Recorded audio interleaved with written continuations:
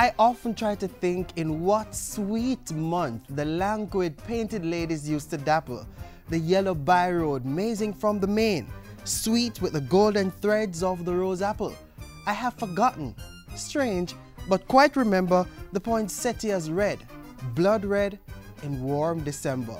Claude McKay's Flame Heart certainly praises the wonder and beauty of the flora and fauna that we see in all their glory only during the Yuletide season. We need to ensure they are cherished and protected. To maintain these blessings, we need to have good environmental and climate management practices. Good day, I'm Arroyo Eubanks. The environment is our focus on this episode of Jamaica Magazine. Do stay tuned, we have more to come.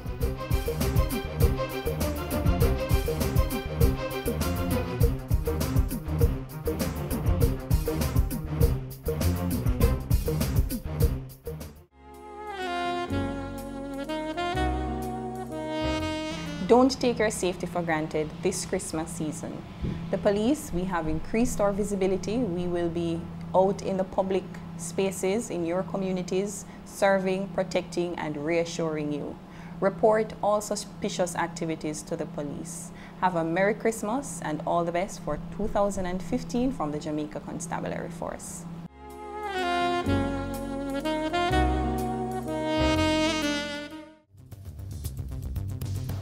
There is no vaccine for the chikungunya virus. If you've been infected, take paracetamol such as Panadol, Cetamol, and Tylenol to reduce pain and fever.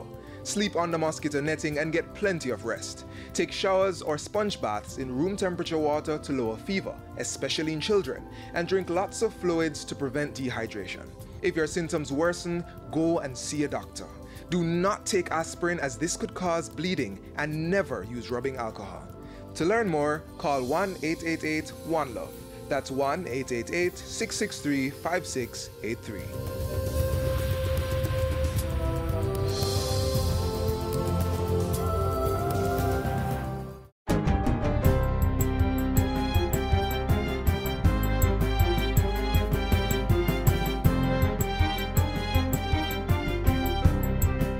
Good day, I'm Andrea Chisholm and this is your JIS News for Wednesday, December 17. $74 million has been allocated to the Rural Electrification Program REP to bring electricity to more deep rural communities. Energy Minister Philip Powell says the funds are coming from the Petroleum Corporation of Jamaica PCJ. He says the aim is to reach the 3% of the country that is still not connected. We are going to take light across the length and breadth of Jamaica. Next week, we are going to be switching on electricity in central Westmoreland to show that it wasn't just campaigning, we mean everywhere. Minister Paulwell was speaking at a ceremony on Monday to officially turn on lights in Evergreen, Brooklyn and Miketown in northwestern Manchester. The project, which costs over $11 million, provides electricity to 42 homes in the communities. Government is close to introducing new simpler immigration forms to reduce the time Jamaicans spend in the airport when returning to the island.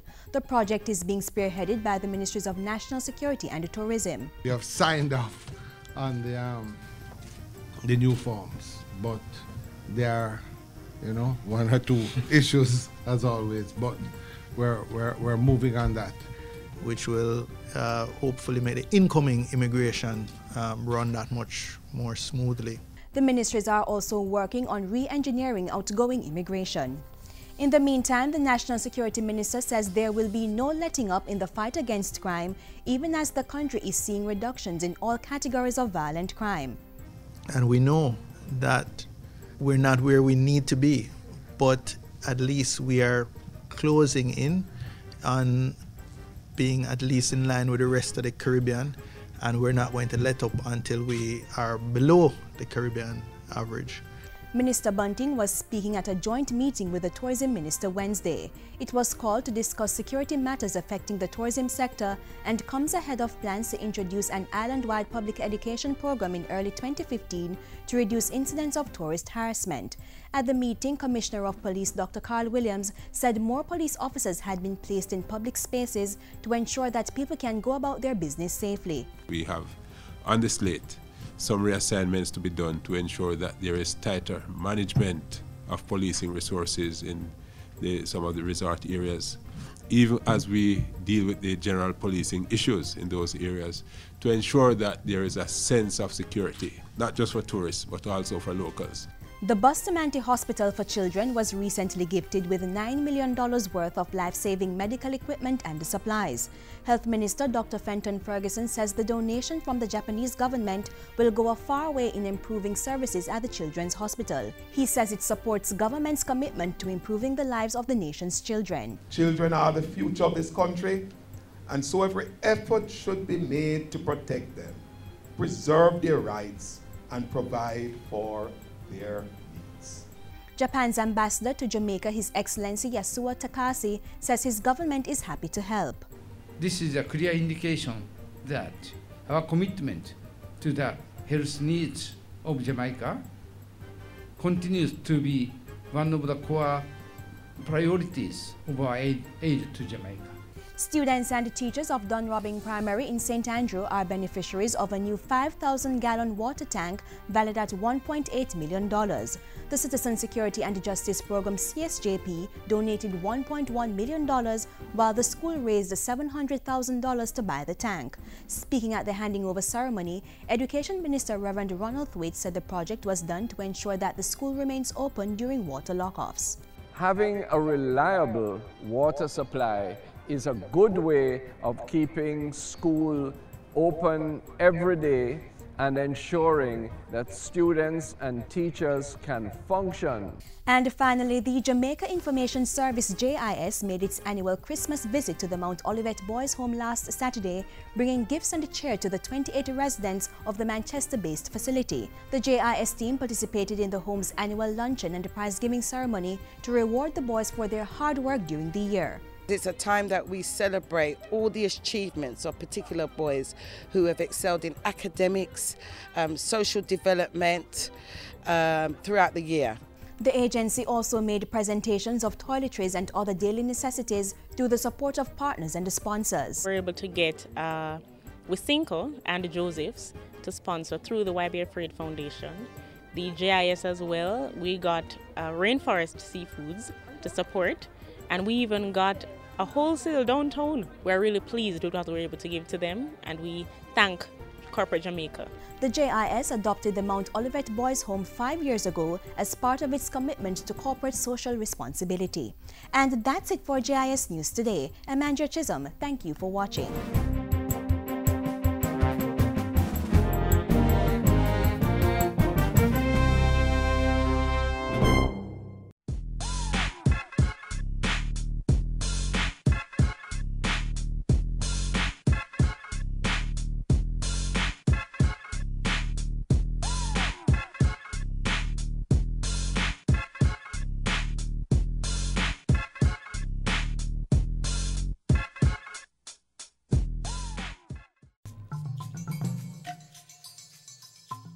The Ebola virus is transmitted through direct contact with an infected person's blood or other bodily fluids like saliva, urine, stool, and semen.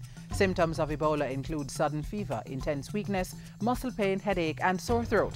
This may be followed by vomiting, diarrhea, and rash, and in some cases both internal and external bleeding, leading to death. Protect yourself. Avoid travel to Ebola-affected countries. Avoid contact with infected persons. Don't touch the body of someone who has died from Ebola. Wash hands frequently with soap and water and use an alcohol-based hand sanitizer. To know more, call 1-888-663-5683. In strategic priority number 6, environmental and climate change resilience, we get an update on the measures government is implementing to ensure environmental sustainability. We learn more now.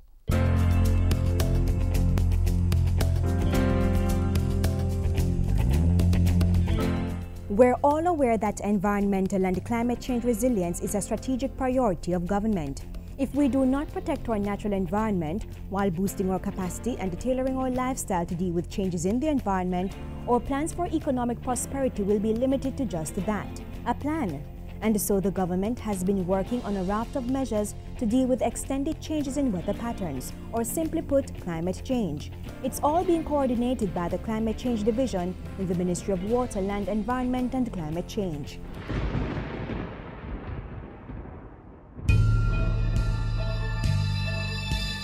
In June 2014, government received and installed 2 automatic weather stations to enhance climate data collection by the Meteorological Services of Jamaica.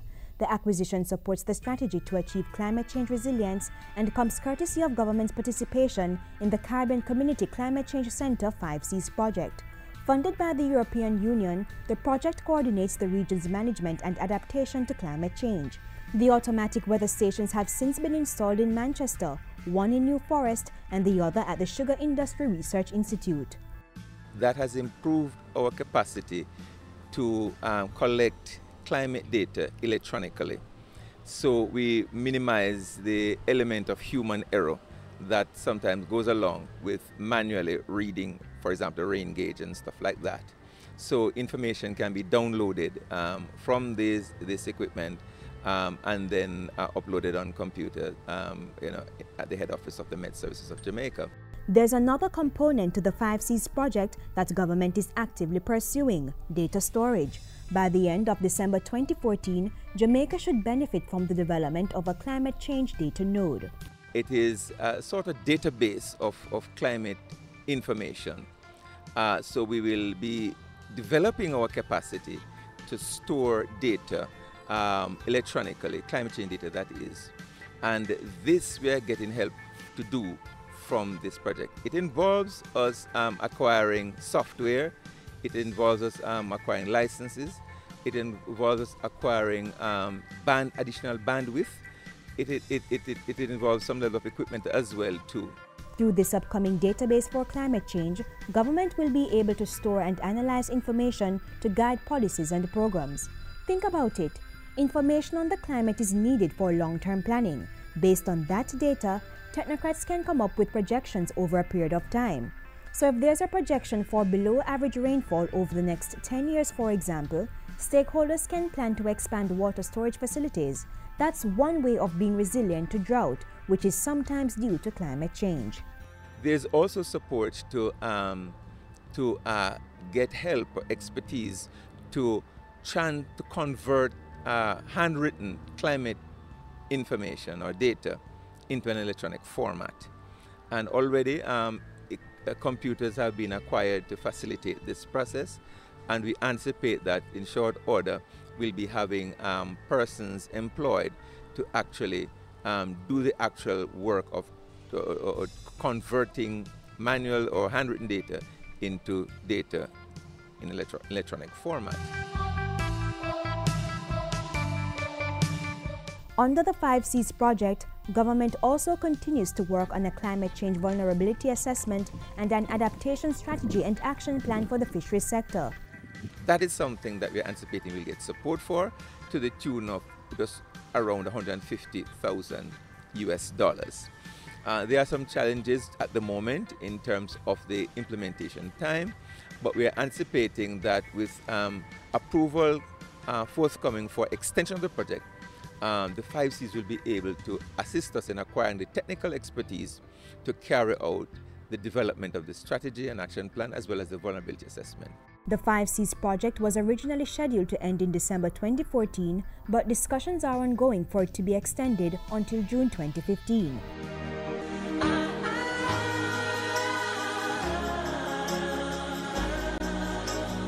As government acts on strategic priority number 6, the administration is looking to extend a pilot program for climate change resilience. Discussions are ongoing with the Climate Investment Fund.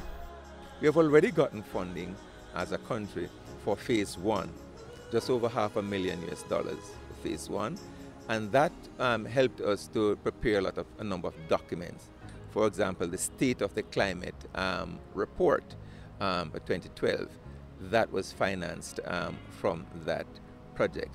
Under Phase 2, which is being discussed with the Inter-American Development Bank, the plan is for Jamaica to integrate climate change considerations into a number of priority sectors, like health, agriculture, and tourism.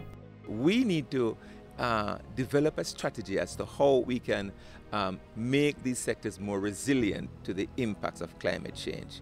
So this particular project is going to help us to develop sector strategies outlining how and what we need to do to minimize the anticipated impacts, negative impacts of climate change. Let's put it in context. If a beach is being eroded, tourists will no longer have an area of white sand to relax. Added to that, the infrastructure of a hotel might be threatened. But if various stakeholders take beach erosion into account while carrying out different activities, it will help to minimize the impact of climate change. The government of Jamaica, implementing feasible plans to adapt to climate change, achieving strategic priority number 6, environmental and climate change resilience.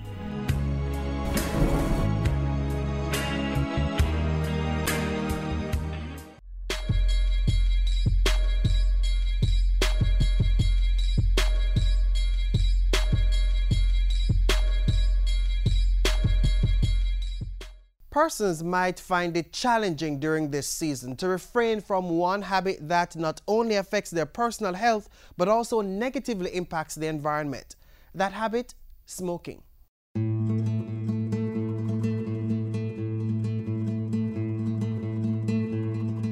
Gains are expected for Jamaicans in the long term as people become more aware and conform to the ban on smoking in public places. These smoking restrictions are an important step towards reducing the health risks as well as the financial strain on the individual and the public purse. It's predicted that cancers and cardiovascular diseases are expected to be reduced in the next 3 to 5 years as a result of this control measure. And so far, support has been encouraging. I am pleased to note that the smoking ban regulations enjoys 83% support among you, the members of the Jamaican public. And the public will be able to breathe easier in a number of areas. These include public transportation, workplaces, government buildings, health facilities, sport and recreational facilities for use by the public, educational institutions, areas specifically for use by children, and places of collective use such as bus stops. While the restriction puts a stop to smoking in these places, it is hoped that those who smoke will be encouraged to quit the habit and potential smokers won't start in the first place. However, those who choose to light up may still do so, as long as they are not infringing on the right of others to breathe smoke-free air. One of the things that I'm so happy about is the smokers who have been interviewed, and at least 7, 8 out of 10 are saying, I am glad for this thing because it's a long time I want to stop smoke, but it's hard. By reducing exposure to secondhand smoke, the risk of cancer and other tobacco-related illnesses will be greatly reduced. Scientists tell us that there are over 4,000 harmful chemicals in tobacco, most of which silently poison the body. Among the more lethal, arsenic, a chemical used to make rat poison, carbon monoxide released in car exhaust fumes, and nicotine used as an insecticide. The effects on the body can be immediate and can persist in the short, medium, and long term. 10% of persons who die from tobacco exposure are persons who have never smoked themselves. A national study showed that 4 out of 10 students live in homes where others smoke. Nothing can be fair about that. It causes numerous health problems in infants and children, including severe asthma attacks, respiratory infections, ear infections, and sudden infant death syndrome, SIDS. Exposure to secondhand smoke also increases the risk of heart disease by as much as 30%. It increases the risk of having a fatal heart attack and increases a non-smoker's risk of developing lung cancer by 20 to 30%. The smoking ban also provides protection for workers on the job, which covers any space used by someone for employment purposes or in their trade or business. Fines and custodial sentences can be imposed on organizations that fail to comply with the regulations after the 6-month period from July 15, 2013, when the law came into effect. Under Section 15 of the Public Health Act, if a company breaches the regulation, a fine of up to $1 million can be imposed. The government is urging compliance and partnership as it seeks to deliver on its commitment to safeguard the nation's health and reduce premature deaths from non-communicable diseases (NCDs) by 25% by the year 2025. Statistics indicate that approximately 1 out of every 6 deaths is due to NCDs, mainly cardiovascular diseases, diabetes, hypertension, and cancer. Data also show that the cost to administer medical treatment for some NCDs, like cancer, averages as much as $3.6 million. With the ban on smoking in specified public places now in full effect, the improved air quality that will result will lead to reduced prevalence of NCDs. For clarification on any aspect of the ban on smoking in public places, you may call the Ministry's hotline at 1-888-537-6885 or 967-0306. You may also send an email to huttonv@moh.gov.jm or adrianb@serha.gov.jm. For smokers who want to kick the habit, counseling is available through the National Council on Drug Abuse, the Jamaica Tobacco Coalition, the Heart Foundation of Jamaica, and the Jamaica Cancer Society. The Ministry of Health, prohibiting smoking in specified public places, preserving the good health of the nation.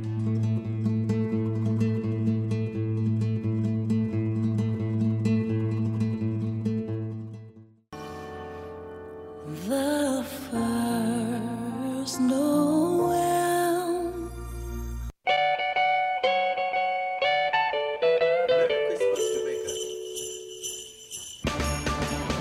May the peace of God be with you during this season, and best wishes for a Happy New Year from all of us at JIS.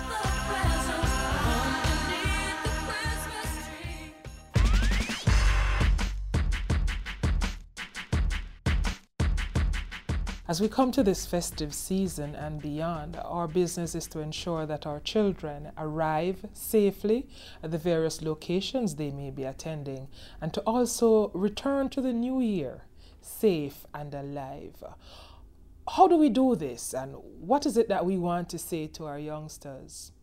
When you go out on the road, ensure that you take care of your own safety.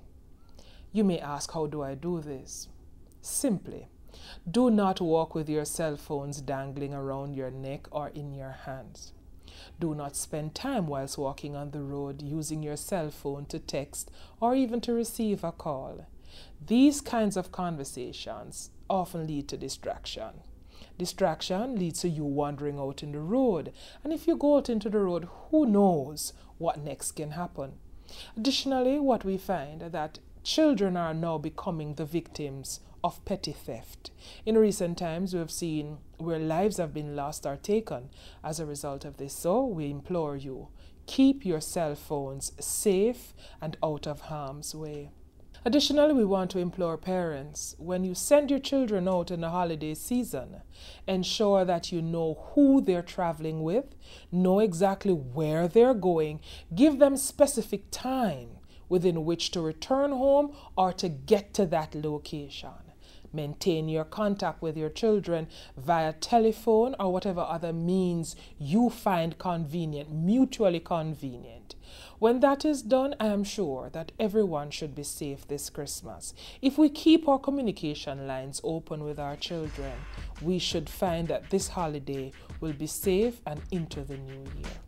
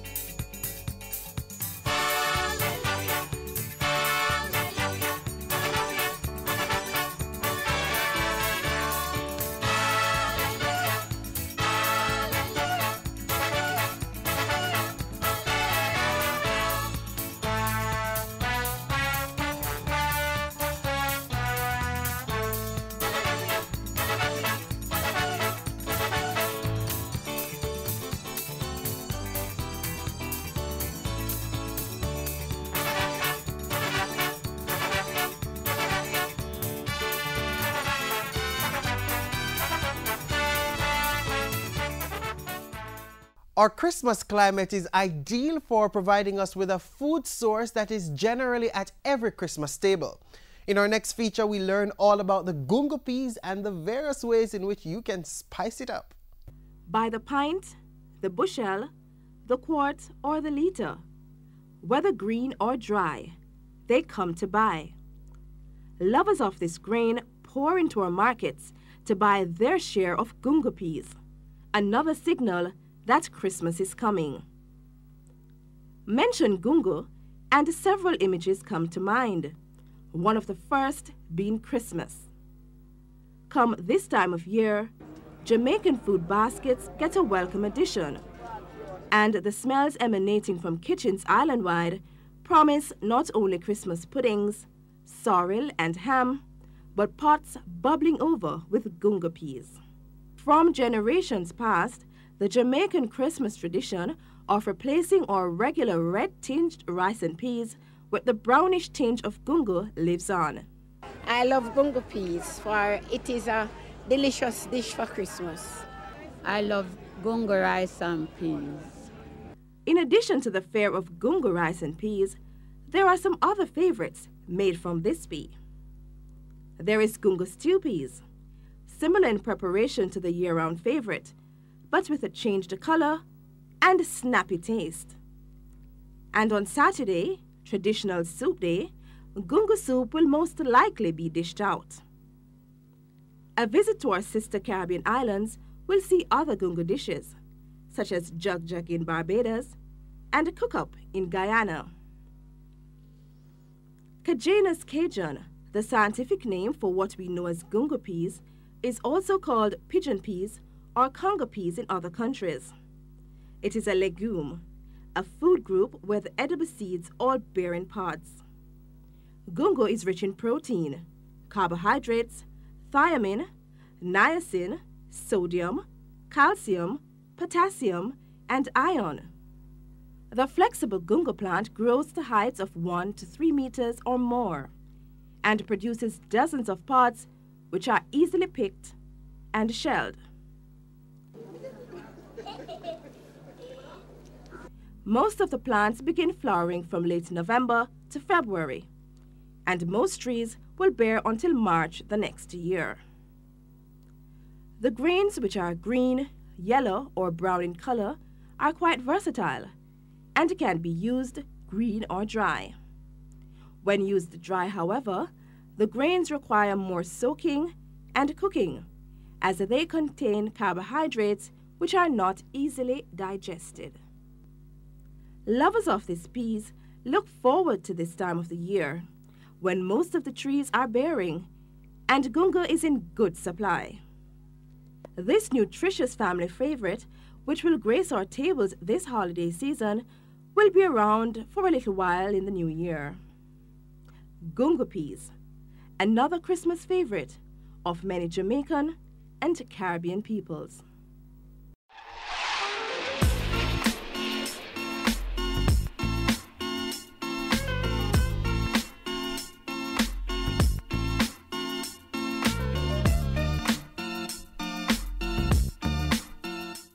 It is only 8 days away. Are you ready? Well, I'm ready, and we're happy you've been tuning into all our programs to celebrate the build-up to that extra special day, Christmas Day. Please keep the communication lines open by using our Facebook and Twitter pages. If you missed any of our programs, turn to our website and YouTube channel. I'm Oroya Eubanks. See you soon. And hey, add a different flavor to your Christmas this year by reaching out to family and friends you've not spoken to in a long while. Have a blessed day.